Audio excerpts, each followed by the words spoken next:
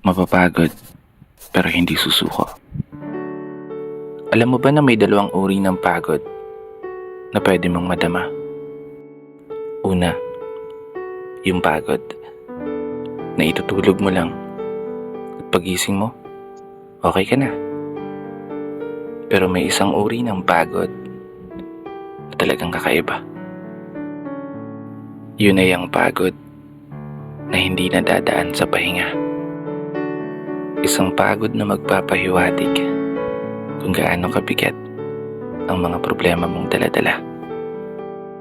Pagod na magpapanginig ng mga luha sa mata.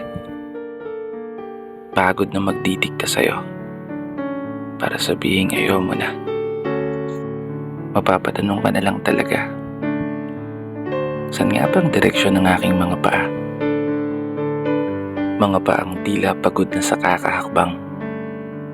Mga paang ngimay na sa kada tapak sa baitang ng hagdan.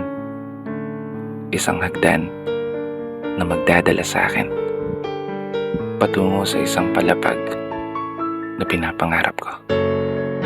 Mapapagod pero hindi susuko.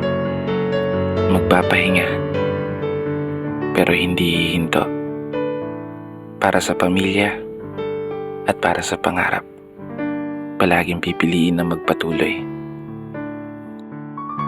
Kasi alam mo, kung ang pagod ay kapalit ng magandang kinabukasan, wala kang dahilan para sukuan ng pagod. Wala kang dahilan para hindi ka bumangon. Wala kang dahilan para tuluyang magpalamon sa pagod na magbibigay sa iyo ng mga hamon at pagsubok na susukat sa iyong katatagan at kagustuhang makaahon, kagustuhang umasenso at kagustuhang magtagumpay at tuluyang makamtan yung magandang buhay na gusto mong mapasa kamay. Kaya naman, tatagan mo ang mga paa mo at tibayan ng loob sa iyong paglalakbay at umasa kang kalakip ng bawat pagod ay may masaganang buhay na naghihintay. Sige, umusad ka.